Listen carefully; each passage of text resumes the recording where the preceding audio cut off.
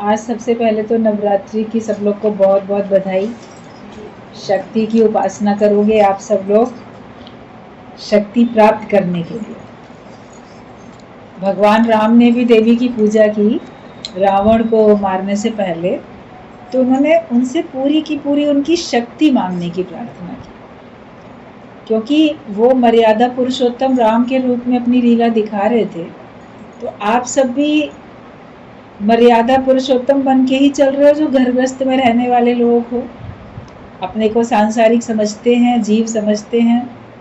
गुरु की कृपा से अब हम अपने स्वरूप को जान पाए हैं। लेकिन अगर जो पहले से भी द्वैत की भक्ति करते चले आए थे, या अभी भी ज्ञान सुनने के बाद भी घर में ऐसी परंपरा है, और या आने वाली पीढ़ी को आप बताने के लिए, मान लो आपके द्वारा पूजा होती है, कोई आप घर में आयोजन करते हो, कोई कथा, कोई कीर्तन, कोई यज्ञ, कोई हवन, कोई और अनुष्ठान, कोई जागरण कराता है, कोई ऐसे भागवत रखवाता है, कोई रामायण रखवाता है, कुछ ना कुछ आयोजन धार्मिक होते हैं। तो जब तक ज्ञान नहीं था तो उन सब धार्मिक आयोजन में सबको प्रसन्नता बहुत मिलती थी, और परमात्मा से माया के पदार्थ ही मांगते थे। लेकिन अब मांगना हमारा चेंज हो जाए। राम ने शक्ति मांगी और उस शक्ति से रावण का वध किया। हमारे सबके अंदर में भी अज्ञानता का रावण है। हमारे सबके अंदर उस अज्ञानता के रावण के कितने शीश हैं। सारे 5 विषय, 5 विकार, सब अपना शीश उठाए अपना अपना खेल दिखा रहे हैं, और बाकी सब उनमें लिप्त हुए जा रहे हैं, उसी के वशीभूत होके कर्म कर रहे हैं। अपने अंदर के छिपे हुए जो दुर्गुण हैं उनको भी दूर नहीं कर पाते हैं, आदत से मजबूर हैं। तो भगवान से मांगो शक्ति कि परमात्मा, आपने इतना सारे राक्षसों का वध कर दिया, आपने सारे दुष्टों का और अज्ञानता का आप ही वध करने वाले होते हो। तो मेरे अंदर भी जो अज्ञान है, जो दोष है, उसको दूर करने के लिए मुझे शक्ति दो, ताकि मैं स्वयं कर सकूं। दूसरा आपको कब तक टोकेगा, दूसरा कब तक सुधारेगा। लेकिन जब साथ साथ हम भी ये चाहें कि हमारे अंदर के दोष खत्म हो जाएं, तभी होंगे। दूसरा चाहता रहे ये पूरा का पूरा शुद्ध पवित्र बन जाए, इसके अंदर कोई दोष ना रहे, कोई खोट ना रहे, और आप ये बात ना चाहो, तो पॉसिबल है क्या? आप दूसरे के सामने जितनी देर, जैसे बच्चे होते हैं क्लासरूम में, जितनी देर टीचर है तो चुप बैठे रहते हैं। जहाँ घंटा बजा, टीचर के पढ़ाने का पीरियड खत्म हुआ, वो गई, क्लास छोड़ के सारे बच्चे देखो कैसे धमा चौकड़ी मचाने लगते हैं। कोई कुछ करेगा, कोई कुछ करेगा, शोर।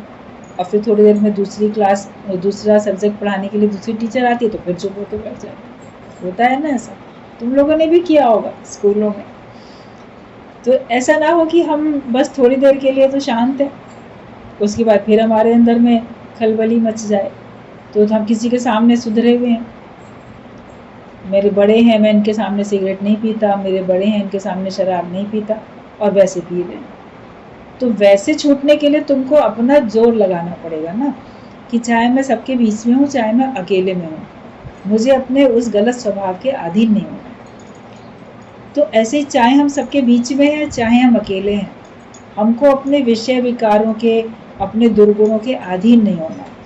तो उसके लिए आपको बल लगाना पड़ेगा, और गुरु के ज्ञान से हमको शक्ति मिलती है। दादा के ज्ञान में वो शक्ति है, वही दर्पण को साफ करती है। ज्ञान से हमको शक्ति मिलती है, और गुरु की निगाह रोज होती है हमारे ऊपर, तो इसलिए हम बचते चले जाते हैं। लेकिन अगर आप देवी की या किसी भी देवता की, किसी की भी पूजा, अगर मान लो किसी भी कारण से आपके सामने मूर्तियां हैं और आप करते हो, तो उनसे फिर मांगो तो सिर्फ शक्ति मांगो। जैसे राम ने मांगी शक्ति अपने रावण को वध करने के लिए, क्योंकि रावण उनकी सीता को हरण करके ले गया था। तो हमारा ही मन रावण हमारे अंदर की शांति रूपी सीता को हरण करके ले जा चुका है।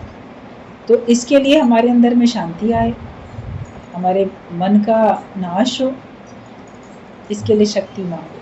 और सांसारिक पदार्थ तो प्रारब्ध से मिल ही रहे हैं, आगे भी प्रारब्ध से मिलेंगे, तो उनको क्या मांगना। जो आपके नसीब में है उसको कोई रोक नहीं सकता, जो आपके नसीब में नहीं है कोई आपको उसको दे नहीं सकता।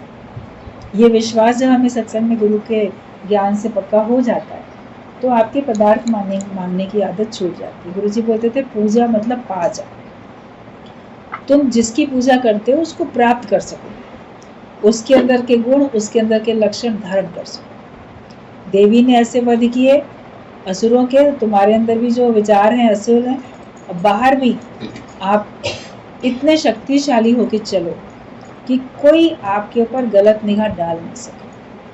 और घर से बाहर निकलते हो, रास्ते में अपने पूरे कॉन्फिडेंस के साथ जाना चाहिए। सावधानी भी रखनी है, क्योंकि ये सारे के सारे जो भी 9 देवियों के जो भी 9 रूप हैं, वो एक एक फील्ड में आपको सावधानी रखने की भी शिक्षा देते हैं। और हमें सावधानी भी रखनी है, लेकिन अपने में पूरा कॉन्फिडेंट भी तो रहना है, आत्मविश्वास से भरे हुए रहो। किसी को ऐसे देखो नहीं, किसी की बात ऐसे सुनो नहीं, अपने भगवान के ध्यान में जाओ, लेकिन सावधान होके जाओ। और भयभीत तो कभी भी नहीं होना। कोई आपको कुछ बोले रास्ते में, कोई परेशान करे, तो आपको भयभीत नहीं होना। ज़्यादा हो तो आप शोर ऐसे मचा के आप किसी भी जो आसपास जाने वाला है उसको रोक के आप बोल सकते हो। भयभीत हो जाओगे तो फिर आपका नुकसान होगा, बातों में आ जाओगे तो नुकसान होगा, लोभ लालच में पड़ोगे तो नुकसान होगा। लोग कंपनियों में पैसे लगा देते हैं, अधिक ब्याज मिलेगा लोभ लालच में, फिर वो कंपनियां उनके पैसे लेके भाग भी जाती। कहीं कुछ होता है, कहीं शेयर बाजार में, कहीं कहीं सोचते हैं हमको बड़ा फ़ायदा पड़ेगा, लेकिन अगर फ़ायदा नहीं पड़ना है तो नहीं पड़ेगा। हमें फ़ायदा लेना है परमात्मा को प्राप्त करने का, भगवान मिल जाए, और जिसको भगवान मिल जाए उसे कमी कोई बात की नहीं रहती है। अंदर सुख है, अंदर शांति है, हम आनंद में हैं, तो फिर आप देखो आपका जीवन सुंदर बनेगा।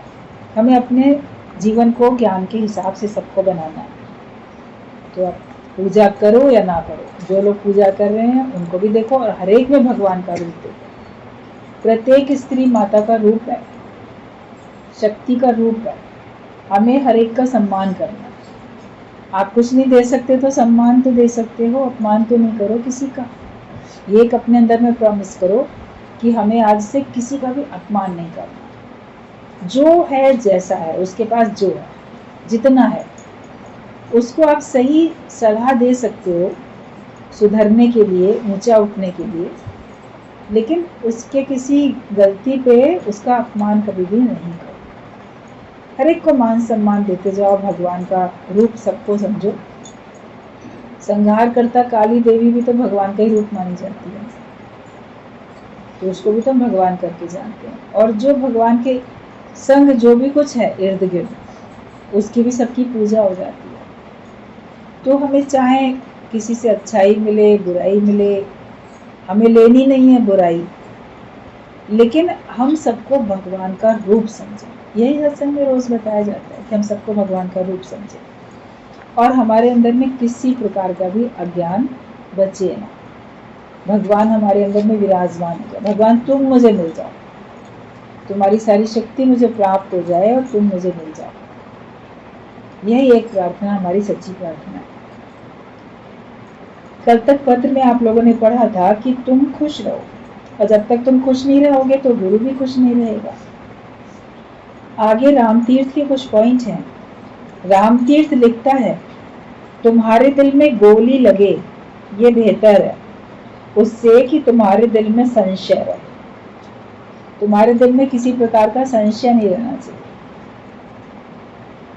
आपको अगर मान लो कोई गोली मार दे, आपके प्राण चले जाएंगे, लेकिन किसी ने गोली नहीं मारी आपको, लेकिन तुम्हारे अंदर संशय है, तो वो तुम्हें सारा जीवन कष्ट देता रहेगा।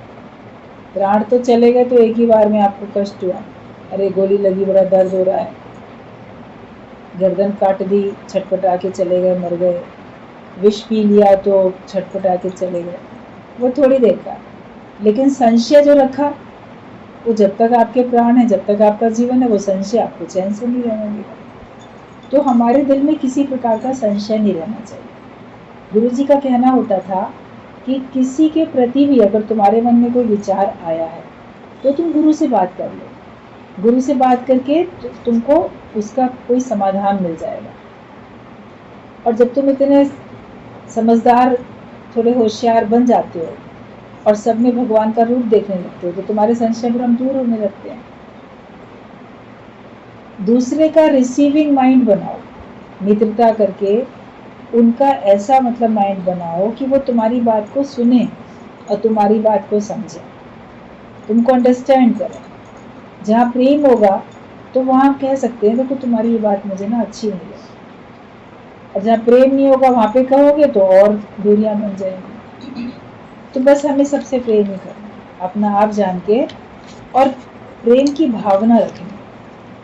प्रेम की भावना आपको अंदर अंदर जोड़ती है सबसे, परमात्मा से भी और परमात्मा के बनाए बंदों से भी। और संशय भ्रम हमारे दूर हो जाए। जो भी संशय है, ज्ञान में संशय है, सत्संग में संशय है, गुरु में संशय है, गुरु ने ऐसा क्यों किया, वो सबके साथ उनके भाव के हिसाब से कभी व्यवहार गुरु का अलग अलग आपको दिखता है।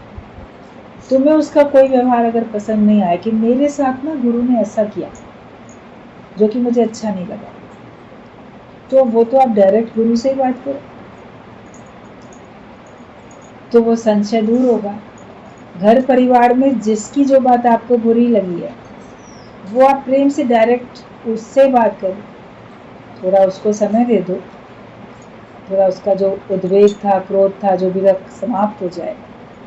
आप कुछ दिन के बाद या कुछ समय के बाद उससे बात कर सकते हो कि तुम्हारी ये बात हमें ठीक नहीं लगी और हमारा ये मतलब नहीं, ये मतलब। उसी समय बोल सकते हो, अगर ज़रूरी लगता है तो उसी समय बोल दो, वरना तो थोड़ा समय देना चाहिए अपने को भी और दूसरे को भी। तो फिर आप देखोगे आपके अंदर के संशय भ्रम दूर होते जाते हैं।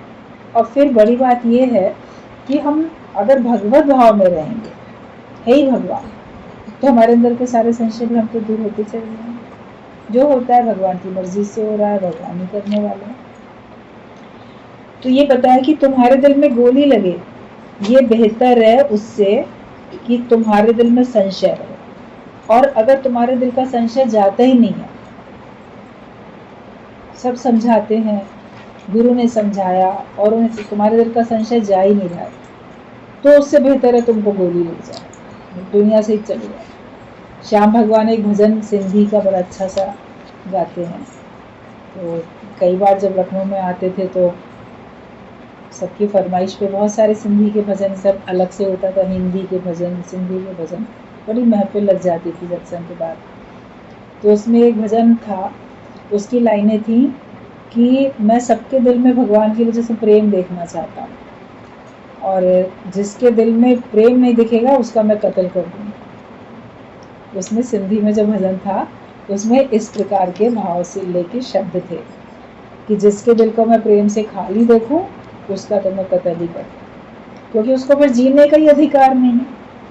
जो सबसे प्रेम नहीं कर सकता, जो अपने दिल में प्रेम नहीं भर के बैठा, उससे तो अच्छा वो दुनिया से ही चले जाए तो अच्छा है। भजन में इस प्रकार की भाव थे, लाइनें थी, और यही बात गुरु हमेशा बताते भी चले आए हैं। तो वही बात है कि तुम्हारे दिल में गोली लगे ये बेहतर है उससे कि तुम्हारे दिल में संशय है। अगर तुम्हारे दिल में संशय बना हुआ, पता नहीं भगवान मिलेंगे कि नहीं मिलेंगे, पता नहीं मुक्त होंगे कि नहीं होंगे, जाने हम जीवन में कुछ कर पाएंगे कि नहीं कर पाएंगे, तो संशय रख के आप कुछ नहीं कर पाओगे, सिर्फ उसी को सोचते ही रहोगे, तो टाइम तो वेस्ट, एनर्जी वेस्ट, सब वेस्ट हो रहा है।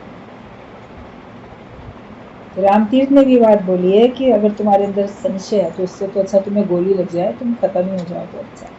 तो अपने को खत्म करना पसंद करोगे कि अपने संशय को खत्म करना पसंद करोगे? हर एक कोई क्या चाहता है, अपना तो प्राण अच्छे ही है ना। जब तक भगवान ने प्राण दिए, सत्संग सुन रहे हो, भगवान का नाम ले रहे हो, गुरु की कृपा से अच्छाई की तरफ निष्काम कर्म कर रहे हो, तो तुम्हारा तो जीना अच्छा है। लेकिन संशय नहीं रखो, कहने का मतलब ये है कि संशय कोई नहीं रखो। दूसरा पॉइंट है कि नसीब उसका गहरा दोस्त है, जो उससे मुंह मोड़ लेता है। यानी जो पुरुषार्थ करता है, प्रारब्ध उसका साथ देती है। अगर हम पुरुषार्थ करते हैं तो प्रारब्ध फिर हमारा साथ देती है। हम पुरुषार्थ करें नहीं, मेहनत हम करें नहीं, अब बोले मेरा नसीब खोटा है, तो आप पहले काम तो करो ना, कोई मेहनत का काम तो करो। उसमें सफलता ना मिले कुछ और करो, फिर सफलता ना मिले कुछ और करो। जो प्रेरणा परमात्मा की ओर से आपको मिल जाए किसी के भी मुख से, आप बोलो ठीक है हम यही काम कर लेते हैं, उसमें पूर्ण आत्मविश्वास के साथ और परमात्मा में पूरे विश्वास के साथ काम करो। तो भगवान, आप पुरुषार्थी को देखेगा तो भगवान उसकी मदद करेगा ही करेगा। भगवान उसी की मदद करते हैं जो अपनी मदद स्वयं करते हैं। आप अपनी मदद खुद नहीं करोगे तो भगवान की कैसे मदद करोगे? तो भगवान की अगर हमको चाहिए मदद तो पुरुषार्थी बनो। पुरुषार्थी का बेड़ा पार होता है, हमेशा ये बात सुनते हो, पुरुषार्थी का तो बेड़ा ही पार है। तो कोई बोलेगा मेरा भाग्य ना मेरा साथ नहीं देता। जैसे मित्र, सच्चा मित्र तुम्हारा साथ देता है, ऐसे तुम्हारा भाग्य सच्चा मित्र बन जाएगा जो हर परिस्थिति में तुम्हारा साथ देगा। और भाग्य अगर तुम्हारा साथ दे रहा है तो तुम्हें कमी किस बात? लेकिन भाग्य तुम्हारा तभी साथ देगा जब तुम कर्म करोगे, जब तुम पुरुषार्थ करोगे, मेहनत करोगे। सुस्त और आलसी बन के बैठोगे तो भाग्य तुम्हारे क्या कर सकता है? उठो और काम करो, अंदर से जो समझ में आए। थोड़े लेवल पे शुरू करके देखो, अगर उसमें घाटा पड़े तो आप छोड़ देना, लेकिन कुछ तो करो ना। जैसा आप जीवन बनाना चाहते हो वैसा बनाने के लिए कुछ तो करना पड़ेगा। अभी ब्रह्म ज्ञानी वाला जीवन बनाना चाहते हो तो इसके लिए भी कुछ तो करना पड़ेगा ना, पुरुषार्थ। किसी भी फील्ड में अगर आपको सक्सेस चाहिए तो उसके लिए आपको मेहनत तो करनी पड़ती है। तो पुरुषार्थ से पीछे नहीं हटो। पढ़ाई करते हो, नौकरी करते हो, बिजनेस करते हो, घर देखते हो, अभी ज्ञानवान हो, निष्काम कर्म करते हो, गुरु की आज्ञा में चलते हो, मन को मोड़ते हो, इन सब में पुरुषार्थ करना पड़ता है। जो कल प्रश्न पूछा गया था गुरु की गुलामी वाला, तो पुरुषार्थ तो करना पड़ेगा ना इसमें, वरना लगेगा अरे हम क्यों करें, हम बहुत नीचे घर के, हम बड़े घराने के, तो मन को कहाँ मोड़ पाए। गुरु नानक के समय में लहणा था, उसका नाम लहणा था, जो उनका शिष्य बना, वो बहुत अमीर घर का था।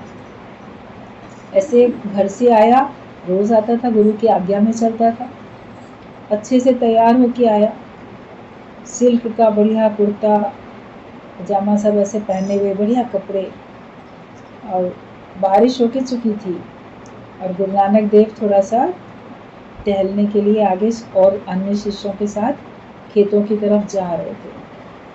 तो वहाँ पे उन्होंने घास, बड़ी बड़ी जो घास थी वो सब एक गट्ठर बनवाया,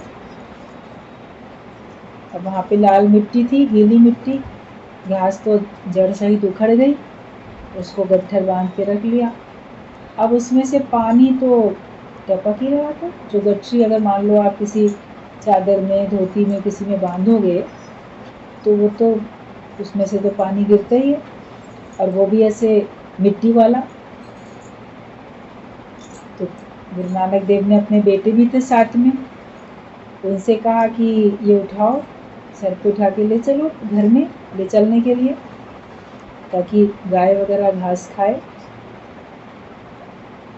तो वो आनाकानी कर गए। तब तक लहड़ा आ गया था।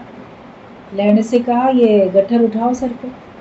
उसने बिना कुछ सोचे समझे तुरंत गट्ठर अपने सर पे रखा। तो सर पे रखा तो उसके सर से लेके उसके कानों पे, गालों से, गर्दन पे का सब तरफ, पीठ पे, वहाँ से पानी तो गट्ठर से टपक ही रहा था, मिट्टी वाला। तो सब उसका जो कपड़ा, जो नया अच्छा सुंदर सा पहन के आया था, वो सारा खराब होता चला।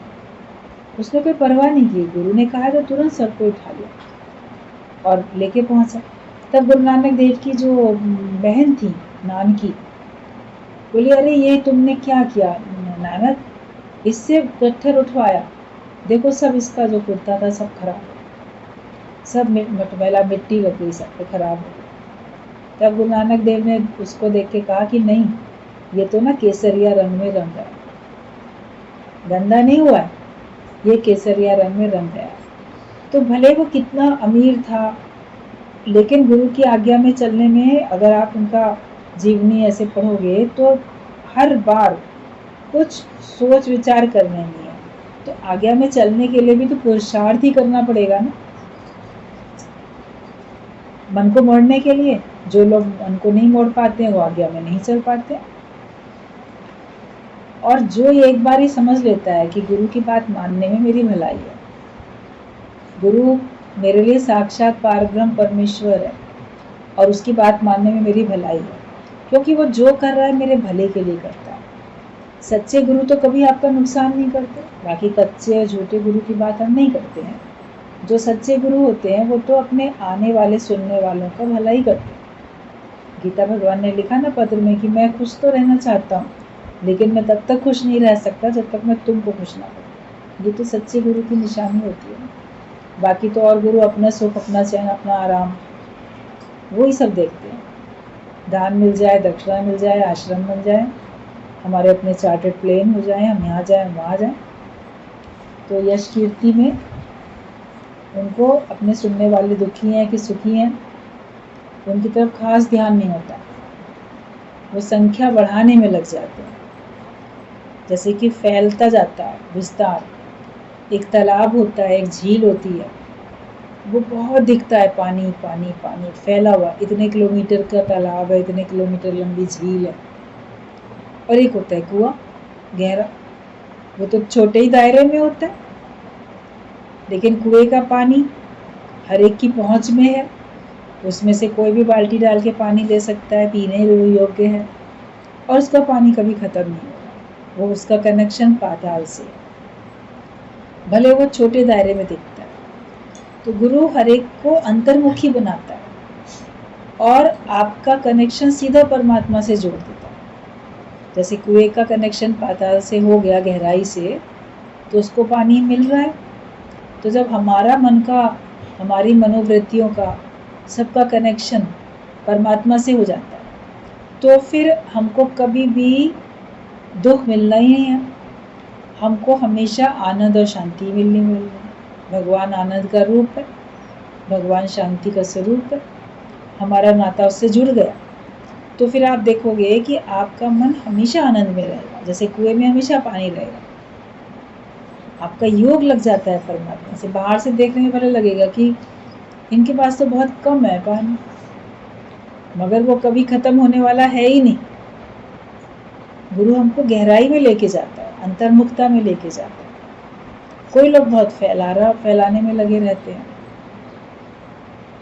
उसको देखने सब लोग जाते हैं, प्रशंसा हो जाती है। सबका अपना अपना जैसा दृष्टिकोण है, या जिनके द्वारा भगवान जो कार्य करा रहे। आप अपना पुरुषार्थ करो, तुम क्या होना चाहते हो। और आज दादा भगवान का सत्संग कितना फैला हुआ, देखा जाए तो देश विदेश पूरे वर्ल्ड में कहाँ कहाँ दादा भगवान का सत्संग फैला हुआ। फैला रहा तो बहुत दिख रहा है, लेकिन एक एक के अंदर में अंतर्मुखता है, एक एक के अंदर में गहराई है, और वो एक एक के साथ मेहनत होती है।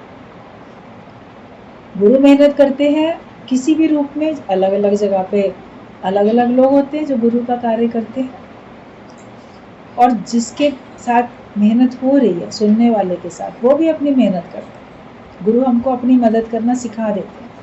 जब तक हम अपनी मदद स्वयं नहीं करेंगे, तब तक गुरु भी क्या कर सकते हैं। गुरु बेचारा क्या करे, जब चूक चाकर मारे, जो चाकर बन के आया है, मुझे चाकर रखो अपने दर का, तो तुम्हारे अंदर ही चूक है, तुम्हारे अंदर ही कमी है, तो फिर गुरु क्या कर सकता है। तो इसके लिए हमको सबको सहयोग करना है, गुरु के ज्ञान के अनुसार पुरुषार्थ करके जीवन अपना सुंदर बनाना है। ब्रह्म ज्ञानी होने के लिए सबको पुरुषार्थ करना है। तो बोला नसीब उसका गहरा दोस्त है जो उससे मुख मोड़ लेता है, यानी कि जो पुरुषार्थ करता है। आप नसीब की तरफ मत देखो कि मेरे को भाग्य से क्या मिलेगा, आप बस ये देखो कि मैंने पुरुषार्थ कितना किया। जिस फील्ड में पुरुषार्थ करोगे तो उसमें आपको सफलता मिलने वाली है। आप नसीब की तरफ ही देखते रहोगे, पुरुषार्थ नहीं करोगे तो दोस्त नहीं बनेगा। लेकिन नसीब को ना ताकते हुए आप अपने कर्म करने लग जाओ, अपना पुरुषार्थ मेहनत करने लग जाओ, तो भगवान देखेंगे, आप भी देखोगे कि आपको तो सब कुछ मिल गया। तो नसीब उसका गहरा दोस्त है जो उससे मुख मोड़ लेता है, और किसी से मुंह मोड़ लो तो आपसे दोस्ती नहीं करेगा। किसी और पे ध्यान देने लगो, उस पर ध्यान ना दो तो वो आपसे दोस्ती तोड़ देगा। लेकिन नसीब ऐसा दोस्त है कि आप उस पर ध्यान ना देके पुरुषार्थ पे ध्यान देते हो तो वो आपका बल्कि सच्चा मित्र बन जाता है, गहरा दोस्त बन जाता है।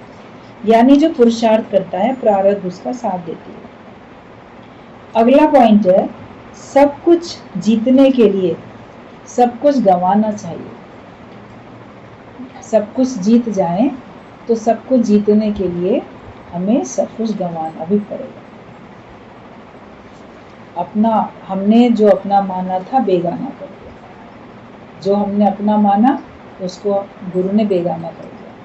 कि हम अभी तक मानते थे ये शरीर मेरा है, ये पदार्थ मेरे हैं, ये संपत्ति मेरी है, ये परिवार मेरा है, हम बहुत कुछ मानते थे, ये मेरा ये मेरा। लेकिन अब ज्ञान में आने के बाद गुरु क्या कहता है, तेरा तो कुछ भी नहीं है, ये तो सब भगवान का है। तो और हम पाना चाहते हैं सब कुछ, बहुत कुछ पाना चाहते हैं, ज्ञान पूरा हो जाए, निश्चय पूरा हो जाए, मुक्ति पूरी तरह मिल जाए, आवागमन के चक्कर से मेरा छुटकारा हो जाए, भगवान मुझे मिल जाए। तो ये हम सब पाना चाहते हैं, तो इसके लिए तुम्हें अपना पहले सब कुछ गंवाना पड़ेगा। मेरा कुछ नहीं है तब मेरा सब कुछ है, जब मैं कुछ नहीं हूं तो फिर मेरा सब कुछ है। मैं नहीं मेरा नहीं, उसको गंवा दो, मिटा दो। हम एक छोटे दायरे से हटके हम विशालता में आ जाते हैं। उस विशालता में आओगे तो आप देखोगे कि अब आपको कुछ भी अप्राप्त नहीं है। जैसे भगवान कृष्ण ने कहा है कि मुझे कुछ भी अप्राप्त नहीं है, तो आप भी ये कह सकोगे कि मुझे कुछ भी अप्राप्त नहीं है। तो सब कुछ जीतने के लिए, मन को जीतना चाहते हैं, इंद्रियों को जीतना चाहते हैं, हर एक को, सारे संसार को, जग को जीतना चाहते हैं। तो मन जीते जग जीत होता है, अपना मन जीतोगे सारे जगत आपको जैसे लगेगा कि मेरा मित्र बन गया। तो सबको जीतने के लिए सब कुछ गंवाना चाहिए, अपना कुछ रख के नहीं बैठो, सब भगवान का मानो। फतेह को अधिक प्यार करो, मतलब जीत, हार नहीं जीत, उसको अधिक प्यार करो। मान और प्रशंसा, कीर्ति को नहीं। बड़ा मान मिले, प्रशंसा मिले, कीर्ति मिले, इस पे ध्यान न देके मैं अपने मन को जीत जाऊं, अपने अज्ञानता को जीत जाऊं, अपने दुर्गुणों को जीत जाऊं, उस पे ध्यान। अपने विकारों को हम जीत जाएं, जीतेंद्रिय बन जाएं, हम जीत जाएं। हारे हुए व्यक्ति बन के नहीं चलो, माया को भी जीतने वाले बनो। माया तुम्हारे आगे अपना मालिक बना ना दिखाए, माया के आगे तुम उसको दिखाओ कि तुम उसके मालिक हो और वो तुम्हारी दासी है।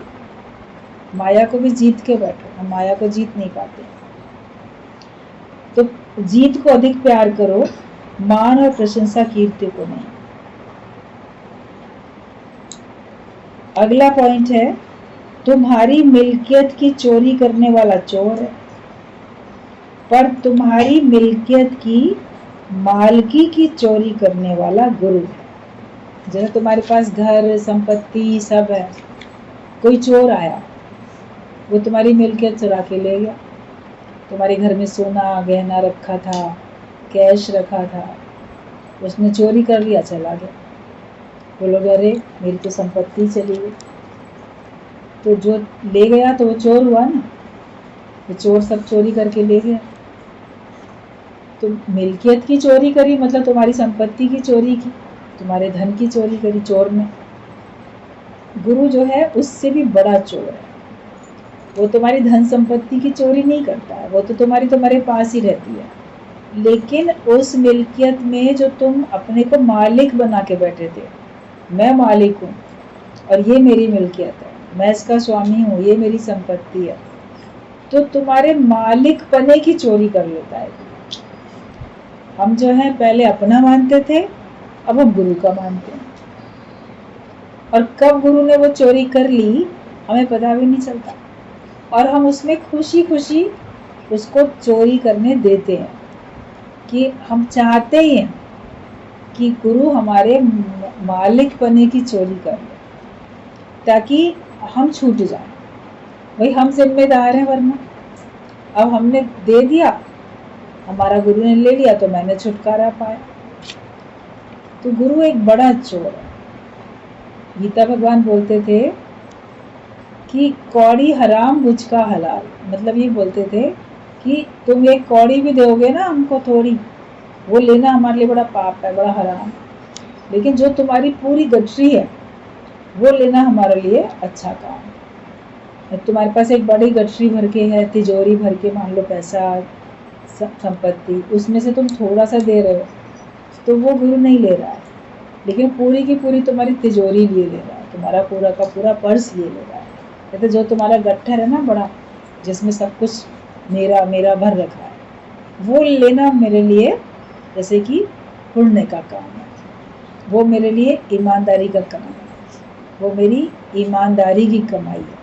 लेकिन अगर तुम कुछ थोड़ा देते हो, वो हम नहीं लेते, थोड़ा हम नहीं देते, नहीं लेते, और हम लेते हैं तो हम पूरा पूरा ले लेते हैं, मतलब तुमको ही ले लेता है। और तुम्हारा जो कुछ है भगवान के आगे तो बोला तन मन धन सब है तेरा, क्या लागे मेरा। और भगवान की मूर्ति ने तो आके तुमसे नहीं कहा, लेकिन भगवान की मूर्ति फिर गुरु के रूप में आके वो तुमको बोलती है हाँ तन मन धन मेरा है, रखो तुम, संभालो तुम, मगर इसके मालिक तुम नहीं हो। सबका मालिक एक है, वो भगवान। दाता एक राम, देने वाला भी वही था और मालिक भी सबका वही है। उसने संभालने के लिए हमको दिया है। जैसे कोई फैक्ट्री को चलाने के लिए मैनेजर होता है, वो पूरी फैक्ट्री को चलाता है, मगर वो जानता है कि ये है फैक्ट्री सेठ की, ईमानदारी से चलाएगा, उसको सब कुछ मिलता रहता है, उसके ऊपर सेठ को भरोसा पूरा होता है। लेकिन वो ये नहीं कह सकता कि ये मेरी है, मेरी से ज़्यादा जिम्मेदारी से काम करेगा, नुकसान ना पड़ने पाए, लेकिन मेरा तो नहीं कह सकेगा। तो जो कुछ तुम्हारे पास मिल्कियत है वो तुम ही संभालो, लेकिन मेरा नहीं बोलो, भगवान की है। भगवान की है तो भगवान की जिम्मेदारी हम उठा रहे हैं, भगवान के सहयोगी बनते हैं। और अपनी चीज़ में फिर भी थोड़ी सी लापरवाही हो जाए, लेकिन भगवान की चीज़ में तो हमको बहुत सावधानी रखनी पड़ेगी। जब हम ऐसा देख लेंगे कि हाँ वाकई भगवान की चीज़ जो है उसमें मैंने कोई नुकसान नहीं पहुंचाया, तो ही तो भगवान खुश होगा। कोई तुमको अमानत दे, उस अमानत को तुम खराब कर दो तो भगवान तो नाराज़ हो जाएंगे। भगवान ने अमानत दी और तुमने उसको खराब कर दिया, खो दिया, या कुछ उसमें नुकसान कर दिया।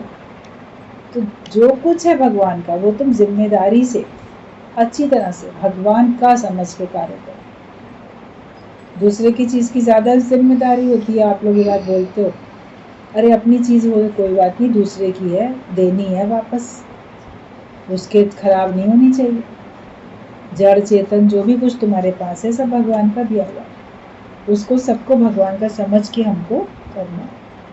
तो तुम्हारी मिल्कियत की चोरी करने वाला तो चोर है, पर तुम्हारी मिल्कियत की मालकी की चोरी करने वाला गुरु, मालिक पना जो तुम्हारे अंदर में है उसकी चोरी करने वाला गुरु। और जब हम सत्संग में आते हैं तो हम चाहते हैं कि हमारे इस मालिक पने की चोरी हो जाए। जैसे गोपियाँ ऊपर से कुछ भी कहें, अंदर से चाहती थी कि भगवान उनके घर आके मक्खन चोरी करके जाए। पहले वो दिखाती थी अरे हम तो सावधान ही रख रहे हैं, चोरी करने आएगा तो करने नहीं देंगे, और चोरी करेगा तो उसको हम डांटेंगे, मारेंगे, शिकायत करेंगे, ये सब वो करती थी। लेकिन वो चोरी करने के लिए मौका पूरा दे दिया करती थी। कहीं खिड़की खुली छोड़ दी है, कहीं कुछ कर दिया है, और शो करती थी हम नहीं देख रहे हैं तुमको।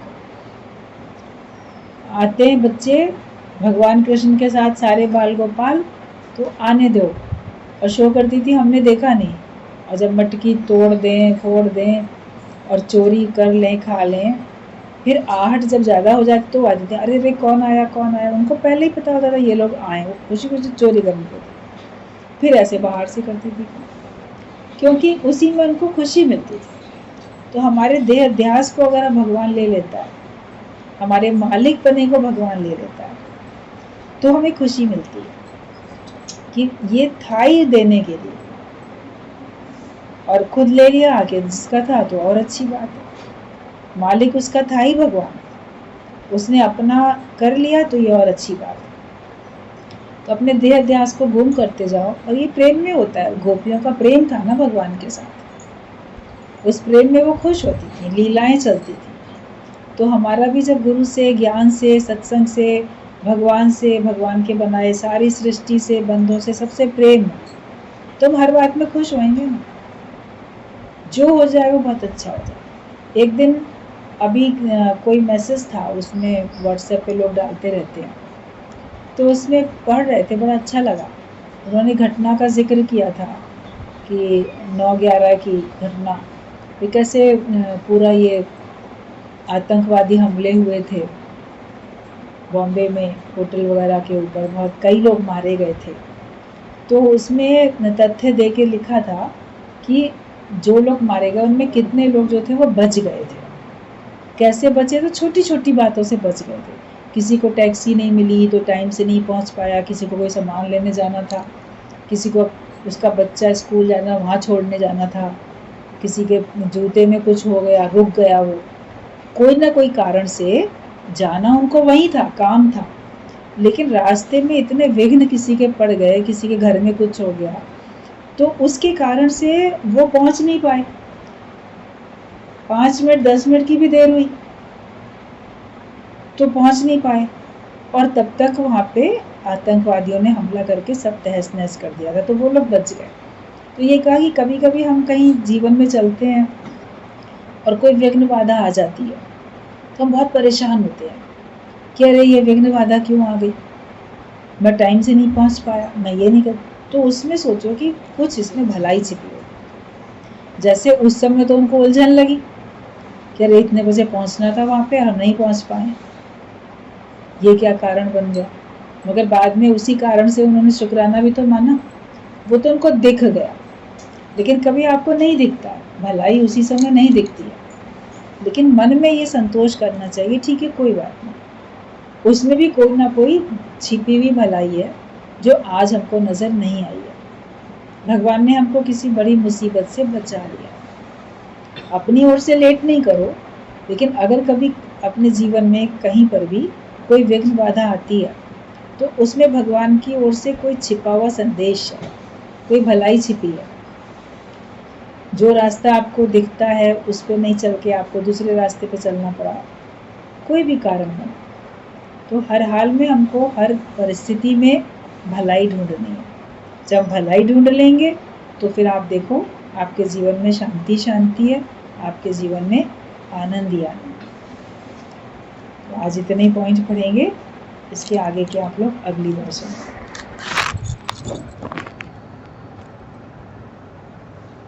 क्या